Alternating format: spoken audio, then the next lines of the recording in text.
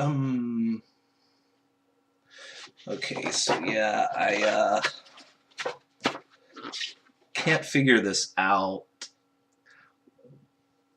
When exactly did I upload the last episode?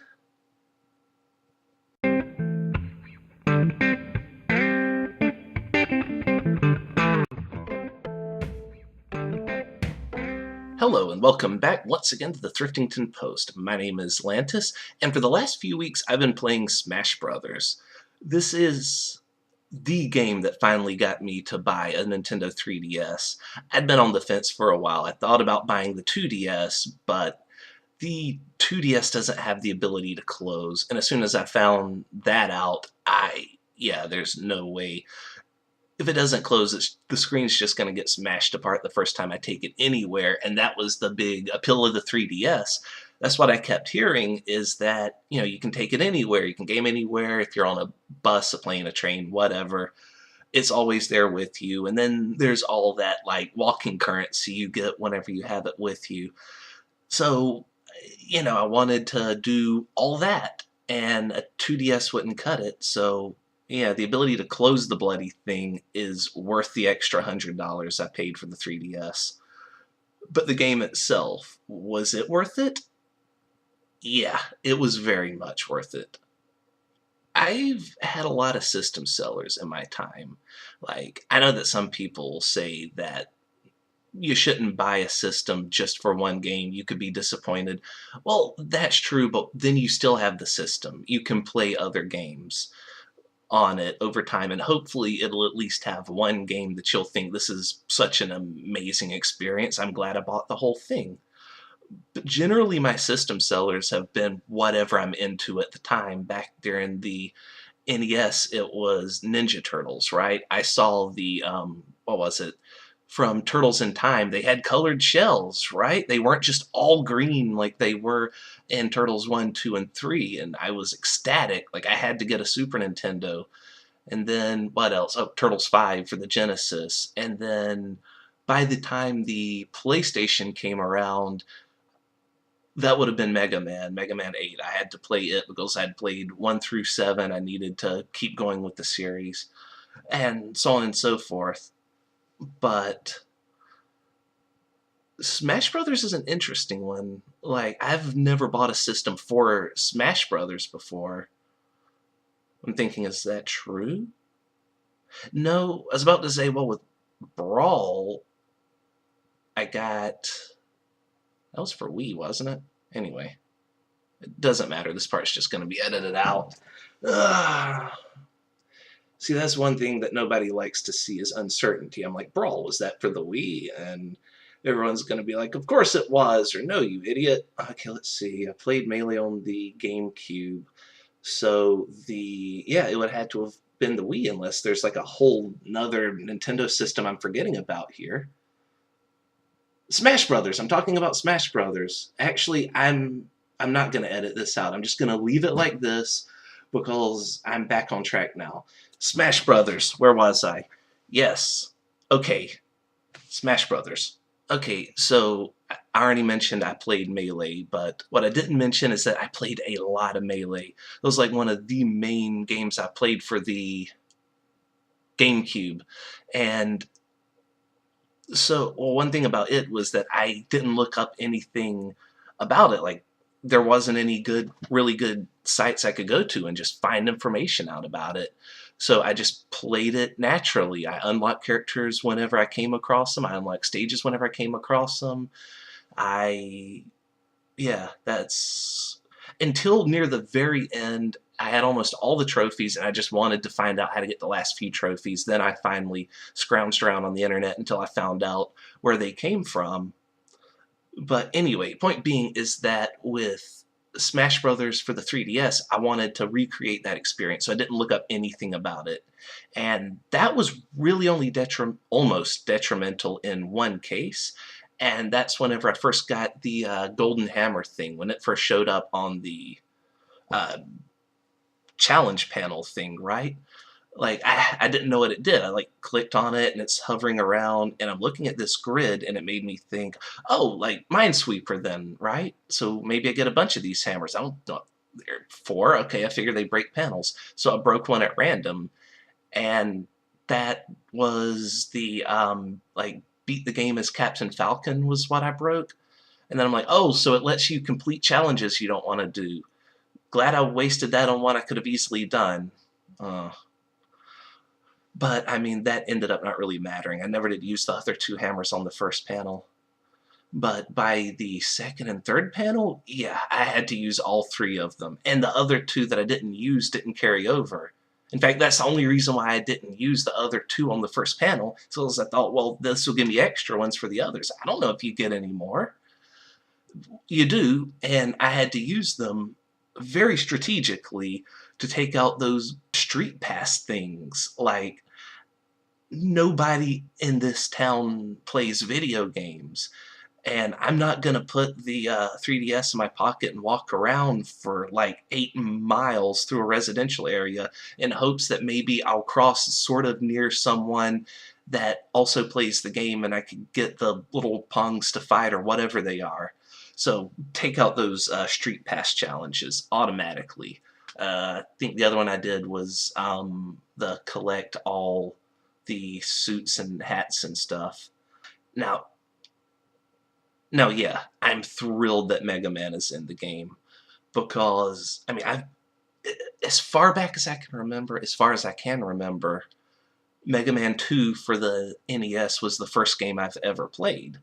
And I've been a fan of that series my entire life, effectively.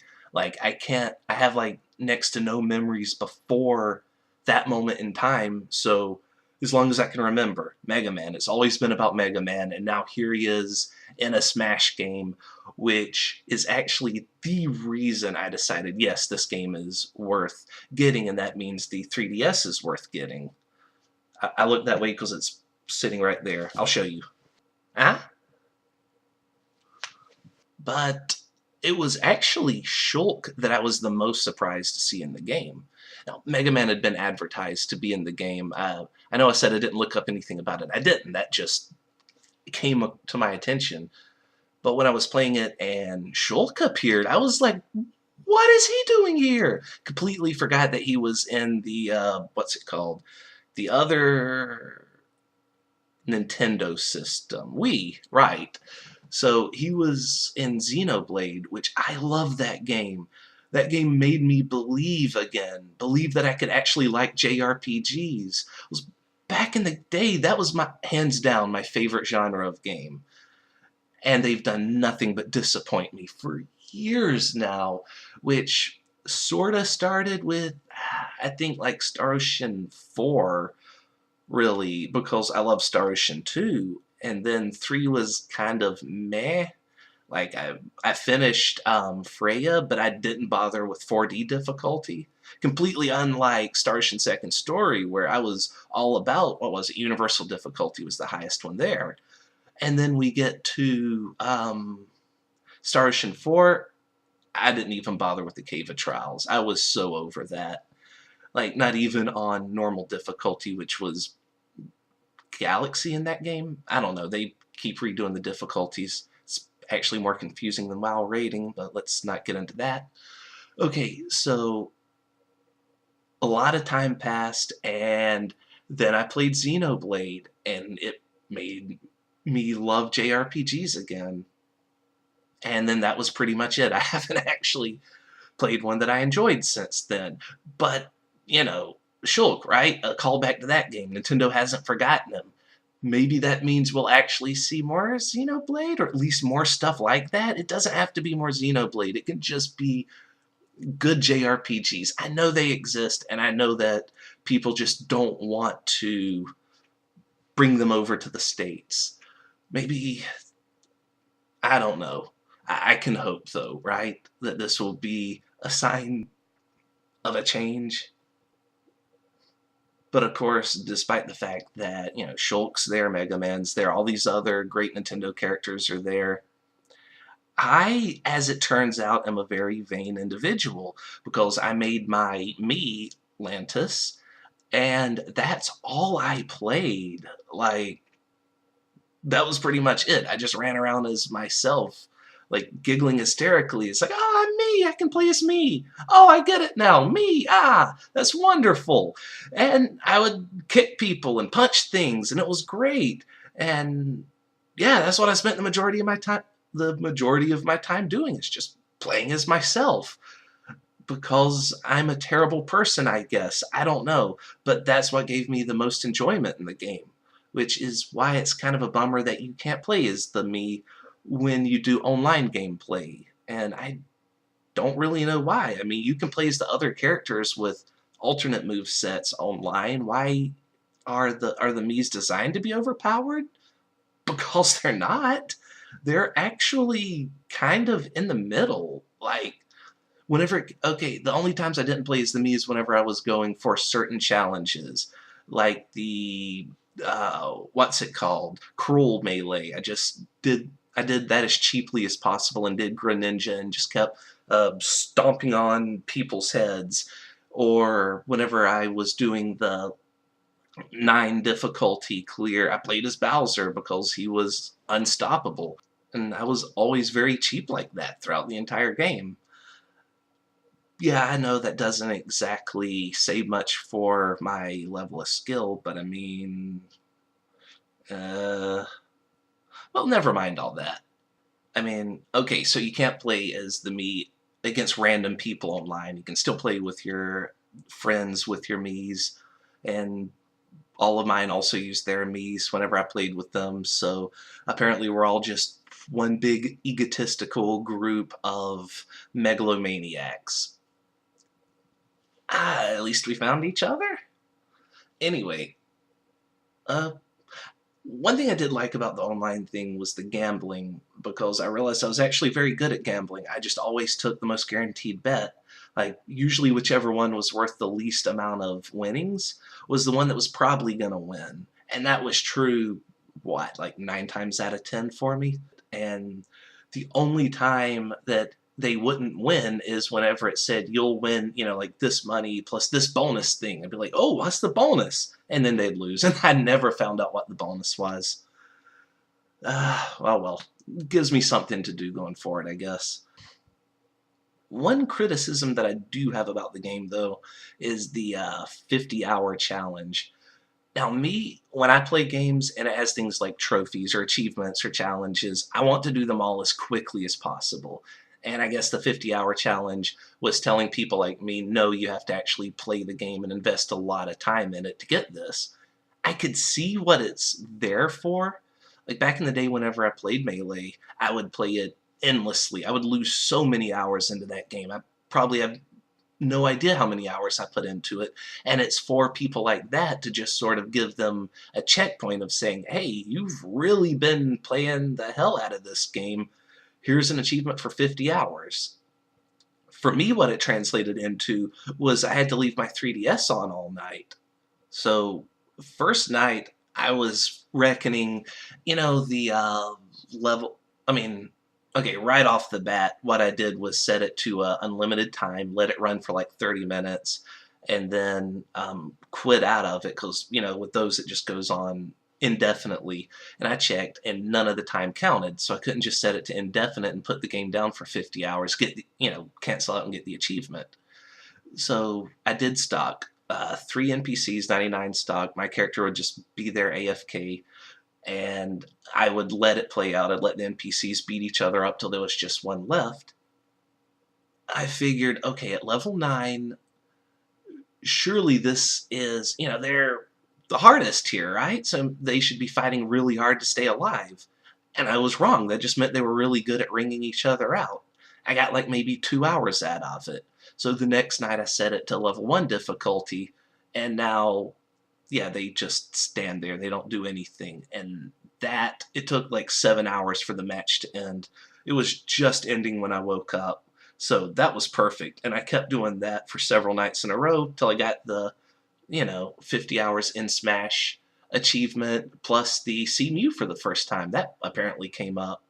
One last thing. Back in the day with Melee, I never did finish all the trophies. I really did set out to. But at the end of it, there were 3 trophies I never could get.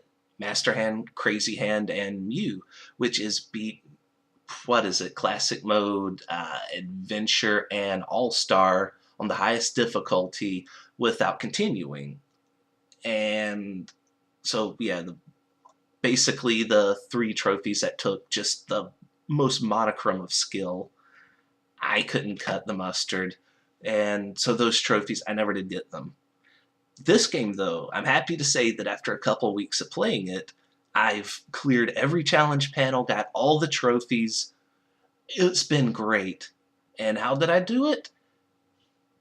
The world has changed since Melee's been out. Every time I ran into a challenge I couldn't do, I would just go to YouTube, watch a video, and repeat exactly what the people in the video did, and it would be easy. It's great! I love the internet. And that's it for our show today. If you would like to contact me, you can at Lantis Armstrong on Twitter. That's LentisArmstrong. Thanks for watching, and I'll see you later.